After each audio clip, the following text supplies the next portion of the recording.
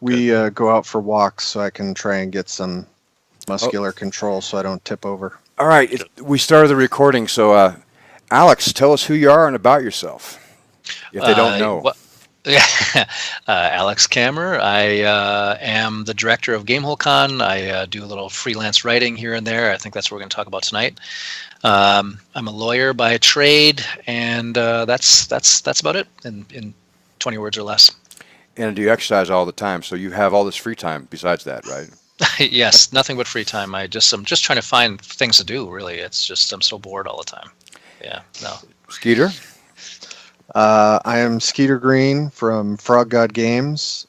I think this week I am the head developer of products. That'll change next week. Zach currently holds the position I used to hold, and makes me confident. Yeah, I'll just segue right over to Zach. I'm Zach. I'm the youngest member or partner at Frog God Games. They call me the COO, which I think is more a handler job than it is anything else. But I do a lot of the back end stuff and organizing how we're going to roll things out.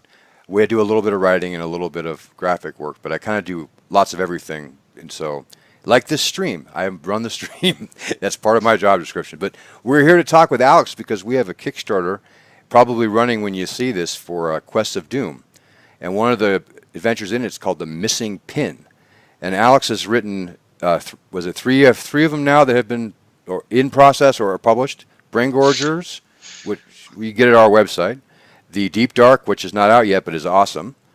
And The Missing Pin, which is this one. That's right. Yeah, I'm excited. The Missing Pin I wrote last year. I think I turned it into you guys at the beginning of the year, so I'm very pleased to see that it's rolling forward into this next project. The Quest of Doom have been all of them great books, so I'm honored, quite frankly, to be part of one. Actually, I really like the fact that what starts the adventure is they're bored. It's really, to me, it's sort of like a real life reason, but. We were happy to include it because we like to have a real breadth in different types of adventures in the Quest of Doom series. And what made you write The Missing Pin? What was the impetus? Well, what was interesting about it is that you guys wanted an adventure of a certain level, which is fine, and that's all scalable, but that involved investigation, involved fae, and took place on or near a river. So when I thought about it and I cooked those things up, I don't know, I'm pretty excited about the weird little story I came up with. And it took me into some weird places, kind of, I did some research, which I investigated some subjects which I never really thought I would ever do. And in fact, I remember I was at a Packer football game. I'm sitting here in Wisconsin, and I was in a box. Actually, it was the FedEx box, and the gal next to me, she was asking me what I do for hobbies and so on, and I told her I'm writing the story about pottery. There's a significant pottery element in this story, in this module, and she talked my ear off about glazes, temperature, tinctures. It was awesome. So I got all the stuff. So basically, it was a one-stop research stop. It was pretty cool. So there's the background of this. It's a little village, town that features very fine pottery, and so yeah. Well, I think it's cool about writing these adventures in general is that whenever I've worked on one, the way you go with research and where it takes you, the craziest things pop up. Just like learning about early on, like caves and cave structures, to medieval tax codes is the one I did for one of my last ones, and things like how do you get rid of bodies in a village, and what do you do with it? I can answer that one. I know you can, but that we're talking medieval village, no. Oh, okay, yeah, sorry. No, but that kind of stuff makes this fun. The pottery thing I totally get because normally I'd be bored out of my skull, but when you're writing about it, you want to get it right because somebody who's reading it. Their wife, or they are into pottery. They have a kiln, and they'll call you out, man. So yeah, and so believe me, I mean, the adventure has very little to do with pottery. That's really just the background. It's the business background of what happens in this village. The thing that's interests me when it comes to writing adventures like this is to we're all old gamers, and we love the tropes, and I love the tropes, but you know, I'm I'm very interested by the question is why are these adventures there, and why do they give a shit about what's going to happen next? Yeah. And why? So I actually spend probably more time than I should thinking about really why would you say yes to this adventure? But the answer is, well, you're there with your friends around a table and you want to play, and so this is what you're presented with. So you're going to say yes. But I actually, I probably spend too much time, coming up with things to motivate the players. And so your comment about they started off being bored. That's why. I mean, they're out of work and they're in town and they get approached. So that's how the whole thing starts off. Well, it gives it like a kind of a cool detail because it has that enough believability. We have Faye and we have all the other stuff, but believability is important for motivation. And I think I do the same thing. I spend my first one, the Whisper and Venom. Each NPC had motivations against all the other ones. I would never do that now because it took me months, but that was important to me to have a place that even though pixies were slaves gathering pollen, it was real. And I think that you got the same kind of feeling from this because everybody there was recognizable things like greed and things like boredom and things like you called him a dandy, which is a great term for it. And you had a recognizable character from a small town who thought himself big, and I just think that's one of the parts of it I like. When did Bill approach you for this? You said it was 2 years ago. Oh, it was about this time last year, I think. And just said, hey, these are a couple of concepts. Do you think you could write something about that? I said, absolutely. And because the other ones on the list were more like dragon and dungeon crawl and things like that. And people are going to jump on that and want to do it. But this sounded a little weird actually, and I thought, oh, what the hell? I'll take a shot at there is. I'll tell you, there's not a single moment that is subterranean in this adventure. I've never written anything like that before that has a zero. I'm not even in a cellar. Usually something has to happen underground, but it's all grave. Maybe there's a grave. That could be the only thing. Right. No, there's some overland adventure. There's some in-town stuff, and the investigation stuff. I like that. I'm a role player. I like NPCs that have depth, and I like things that the characters have to do that can't be sorted out by beating the hell out of someone or killing things. And that's an important part of the game. I love good combat sequences, but there has to be role-playing elements, and so investigation is natural for me. I like those kind of games. I like those kind of stories where you have to figure something out. I think combat means a lot more when it's not your only tool. I mean, it makes it more interesting and more a part of the story as opposed to the point. So that's awesome. So you released Brain Gorger's Appetite as a GameHoleCon, your con, and I read it. I really liked it right before it came out. I think you have a great big pair for putting a Brain Gorger on the cover, and I will always respect you for that. Yeah. But what made you first decide you wanted to write that with all your free time? And second, what made you decide to go that angle? Because it follows the next one, the Deep Dark, afterwards. Yeah, well, I'm an old D&D player, so there are very few things that beat a Mind Flayer. But of course, I couldn't say Mind Flayer. I couldn't use Mind Flayer, so I created the Brain Gorger. No. Yep, exactly. And the whole question of whether or not that's IP anyway is an interesting one. As a lawyer, given the Cthulhu mythos that far predated D&D and octopus men and all that kind of stuff, but that's another subject for another day. So we'll have you on tomorrow because I love that. That's really interesting. As long as you pay the per hour fee. I'm getting it free right now. That's what I'm asking. No, anyway. The psychic feeding concept was I think those type of monsters are really interesting, and basically the Brain Gorger's Appetite, and the cover suggests it's a brain gorger who's running around sucking brains. That's not it at all. The appetite is drug addiction in brain gorgers and what gets them high and then why they act.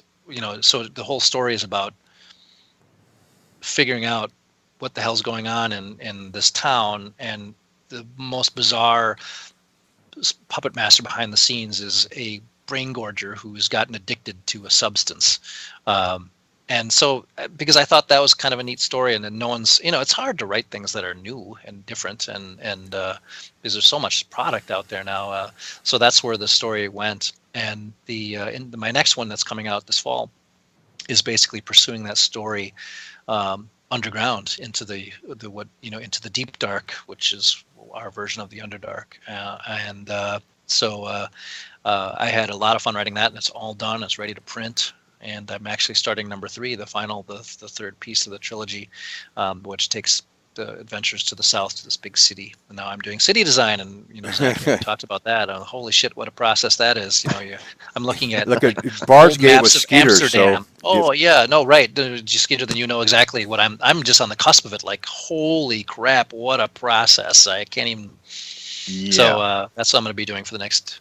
The devil's in the details. It is, and that's what people, and because we expected it. We're all used to awesome cities like Baldur's Gate and Waterdeep and so on. Waterdeep's like a place I know that I feel like I can walk around there. I know what that city looks like and how it smells and what it feels like. So that's the expectation. That's what I want to create here too, and that's what you guys did with Bard's Gate. It's just a tremendous amount of work and a tremendous amount of thought, and you have to do it on the right. You have to start with what. Geographically what it looks like. Does it make sense? Is it going to be set on a grid, or is it going to be older medieval kind of stuff? It's so anyway. Yeah. Why is a town there in the first place? Who's it trade with? I get it, and that's what makes this fun and interesting. Because if you go there as a town on a hill with no agriculture and no trade, well, no one would actually be there. You lose your, I don't know. You just lose you need desperately some bit of reality to cling to, and when you lose that kind of stuff, you can't enjoy the fantastical stuff. I don't think as much. Absolutely. See, and the funny thing about bringing that up is, like you said earlier, we're all old school gamers. We came from the 70s games. Right now, when I say the devil's in the details, your product has to be detailed and realistic. The products that we came from, none of those were like that. I mean, Village of Hamlet, please, really? I mean, we have store descriptions that are longer than that entire module. Yeah, and it's just an interesting detail that the way things have progressed. I think we grew up with trying to maintain that feel, but adding to it has been extremely difficult. And honestly, your modules are capturing a lot of that. I just finished Deep Dark about 2 hours ago.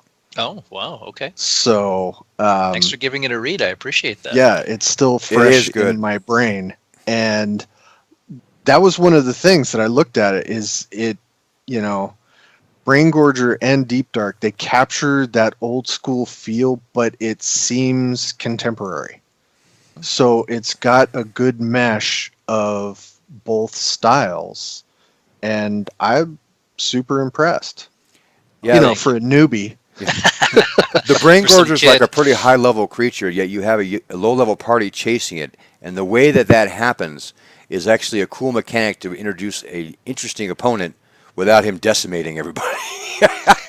I thought that was well done in Brain Gorger. In the Deep Dark, you have a lot of interesting creatures that interact, and you see a lot of the underground environment in a, like Skeeter said, reminiscent of the old kind of Gonzo way, but that made sense. So it's good stuff. There are 3 personalities in Deep Dark that I absolutely love. Oh, nice. Thank you. And I'm not going to say who they are because I don't want to ruin it for anybody, but I'm sure it's a pretty easy guess. But I have to say in all 3 cases, I did not see that coming. Nice, thank you. That's very. I'm gonna make me weep here on our. Only because you're bored. No. No, it's because having interesting NPCs because that's when I look at it from the DM standpoint. Do I want to run this product? Do I want to run this adventure? What can I have fun with, and what will the player say? What? And so that's that's why it gets a little weird sometimes when I write stuff. And so I'm glad it. Oh, I no, hope you that's think good. it works. So Yeah. Did you always write What? your own, like from the time you ran games, or did you use a lot of purchase products or combo? both. It's usually I'm as you guys know, an avid collector. I just love the first edition modules. I just love them so much. I just the feeling of when I was a kid and I picked them up, like, oh my god, I can't. And so I still carry with that me today. And so repurposing the some of the older stuff has been really fun because yeah, you're right, man. You look at shit. If you go back a little further, even to the really old modules like Palace of the Vampire Queen or Dwarven Glory, it's a map with numbers on it, and each number has one line of Judges Guild. right, Judges Guild, another one. So to take that stuff now and do what we're talking about doing with that stuff is really fun. That's what I've done for years before meeting you guys. And so now actually writing all my own stuff, which I'm a published author already. I write all kinds of stuff professionally, but quite frankly, I was more nervous about releasing the Brain Gorger's Appetite, than I was any brief I've written in, very important cases, because I really care about gaming, and if gamers said, "God, Kammer, you suck, your stuff is stupid," that would have really hurt. But fortunately, it's been well received, and that's so. Whew, and so onward. So that was the first time you tried to put a game into like a published form? Yes, And you yes, saw the difference between a home game you're going to run that you've made versus one you're going to present. totally. And did you think, was it as different as you thought it would be? Oh my God, it's so much work. And you worry about it, and because I've written, we homebrew stuff. You spin that stuff out, and it's fun. And afterwards, you think, oh, I could have done a little different. But here, as you guys know, you're writing something that you're trying to accommodate a bunch of different play styles. And it's also presented in a cogent way, so someone can pick it up, read it, understand it, and go. It's not like you can't expect someone to read it all the way through a couple times and then build the adventure. You want to be able to pick it up and read it quickly and understand it and play it, and accommodate a sandbox kind of style and also a linear style with different DM types. And I have gained such larger appreciation for really good work, because it takes so much work and so much thought and so much effort. But it's great, man. I love it now that I've done it a few times, and I'm writing more now. It's super fun. But you want a job? No. Yeah, I have one of those already, but I appreciate that. No, but I'm gonna write some more. I'm gonna write some more stuff for you guys. I really like writing so. Missing Pin. That's a fun little adventure. I think people are going to like. I hope it fits well with I don't know what else is in the anthology. I hope it fits in there. It fits in there very well, and it's very good. So I don't think there's anything that's going to look like it. And I'm looking forward to working with you guys on some more of this stuff. I have a gas with it. Can I ask you a question about you write for 5th edition for all of these, right? Was that so? Is that your preference? Obviously, is 5th edition. Does that help you? Do you think that helps you cross the line between older style gameplay, yet including the stuff for newer play types? Is 5th edition? Does it feel that the best way to write it for that reason, or you just like it for other reasons? That's a big reason. I think the 5th edition. I'm really like 5th edition D&D. I grew up playing AD&D, and 2nd edition, if I had to pick, leaving 5th edition out, which is my favorite edition. But 5th edition does such a nice job of being a unifying edition that has old school feel with flexibility for players. I really like it, and I really like the guy. I've gotten to know the designers of 5th edition quite well, and I think they're great guys, and they're doing such a good job. They're such wonderful standard bearers for D&D going forward, and to be even peripherally associated with that and writing stuff for D&D is really exciting and fun for me. So yeah, it's great because the 5th edition, quite frankly, made me interested in writing for it. I said, okay, now this is finally something I can see my style working for. And I can certainly write 1st edition stuff, but because it's not really that much different. but I like fifth edition, and there's so much enthusiasm about it too. There's so many people playing it, and so many new players. New players. That's what Yeah, we it's have really new great. players Really great. in my table, actually, it's a local table, and I'm amazed how quickly they grab onto it. Yeah.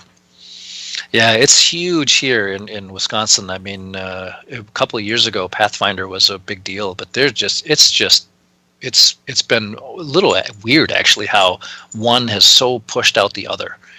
There's very little Pathfinder being played now, and I like Pathfinder. It was fine. It was a little too crunchy for me, but it was still a good game. It had It something is for a good everybody. game. Yep. Yes. True. But fifth edition has just has been a wonderful thing, at least in our market. Wow, we couldn't agree more. So tell us a little bit about GameHole before we set it up. How is that going? How is the? Yeah. Why'd you start Yeah. that anyway? So people who don't Oh know. man. Yeah, I wonder. Yeah, GameHoleCon. Well, the reason is the Gen Con, as everyone knows, used to be in Milwaukee forever, and then it moved to Indianapolis. And Wisconsin, especially South Central Wisconsin, is the birthplace of D&D. That's where it all started, in Lake Geneva, not very far from here, where I'm sitting. And so Gen Con we all grew up going to Gen Con, and it was great. It was the gaming center of the world, and then all of a sudden it was ripped away from us. I know, in Arizona, growing up in Arizona, I know it was because I saw go to Gen Con here in Lake Geneva, Wisconsin, the coolest place in the world. I was convinced, but anyway, yes, you're right. So go ahead. So we all were. So yes, I know. It's funny being going to different parts of the country, and anyway, but having the privilege of growing up so in the center of the gaming world, and Gen Con moving to Indianapolis for years, it was a void. And also, I'm sitting here in Madison, Wisconsin. Madison is pretty interesting town. We lead the world in per capita game stores. We have major designers that are here in board games and RPGs, and a big video game culture here too. A lot of big studios are here. So I was, it's called GameHoleCon because my game room is called the Game Hole, and it was because it was my basement for years, and now it's somewhere else. It's above a bar I own, above a pub I own. Yeah, life's tough. No, no. So I've been there. It's really awesome.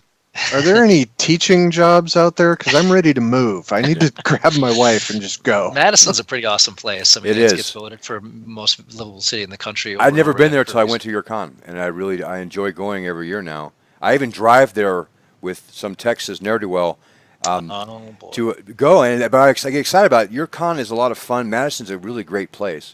You get a big mix of families and everything else, and it's a well run. It's run like a military machine. It's awesome. It's like you show up and everything works. It's like wow. Yeah. So the way the game show is run, it's my game group. We run it, and so there are 9 of us total, and they're from different walks of life.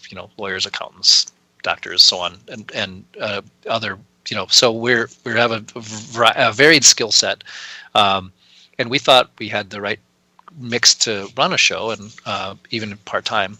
And what the real reason is because so many gaming conventions, and you hit on this, are just run so poorly, and it's so frustrating as an attendee that you go and they don't have your stuff, and they say, you try to figure out where's your game and you can't figure it out, or you get to that spot and no one's there, or the DM or GM is not there, and what the hell's going on, and or they spell your name wrong on your tickets. Yeah, that happens occasionally. From same ne'er-do-well from Texas. That's so funny. But so we try to make it perfect, and it's not. You have food trucks. We it's do our almost best. heaven. And so and it's been growing like crazy, and that's a problem that we're gonna have to face.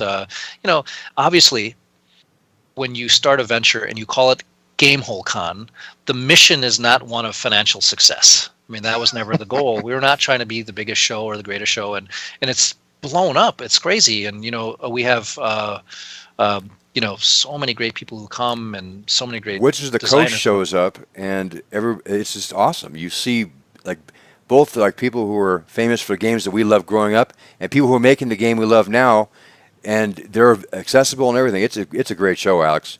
So we all admire you here.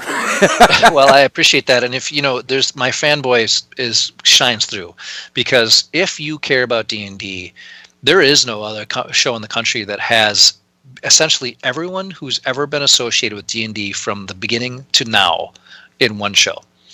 Every edition is represented by all the people who count as special guests, because I want to hang out with them, quite frankly. And so but it's not a D&D only show. It just, that's my jam. We have guys in the group that are big board gamers, and we're about a 50-50 split between board games and RPGs, and a growing miniature contingent. It's interesting. It's wild. And wherever it goes, because again, I've got a job and ventures, and so do the other guys. We're not doing this for money. We try to break even every year, which we've been able to do. And if that happens and everyone has fun, great, we'll do it again. And all of a sudden it's year 5. I mean, I can't even believe that we've been doing this for 5 years. I mean, that we thought that we would have the first one and we'd just be sitting in a hotel lobby staring at each other, and a couple hundred people showed up.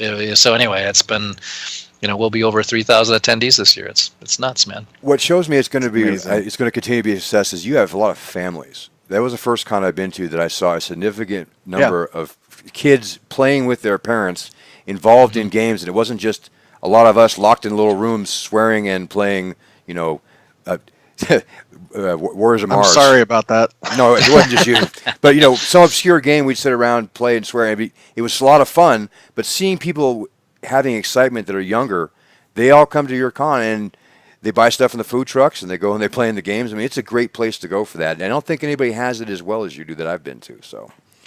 Well, I appreciate that, guys, and and Frog God's awesome. Bill, and you guys got involved so early, and for reasons that I still don't understand. But it's great, and these friendships like with you guys. It's a joy to not only my show to have you guys come here, but to see these folks at GaryCon in North Texas, and that's what a great thing we got. No, it's a good deal. Like, I finally have all the friends I deserved. Now that I don't have to hang out with other people. I have my people here. We could talk about Constitution, then we can also talk about food. But no, I appreciate the time, Alex. People can actually buy the Brain Gorge's Appetite on Frog Gob's website. We send copies, and we also have PDF copies. Go to GameHole.com to get the Deep Dark, and pledge on Kickstarter for Quest of Doom to get yourself the missing pin. You'll see where he uses the word dandy and confluence in 3 paragraphs together. It's awesome. No, it's good stuff. Thank you very much, Alex. I really appreciate the time. Skeeter? Thanks, Alex. My pleasure, boys, as always.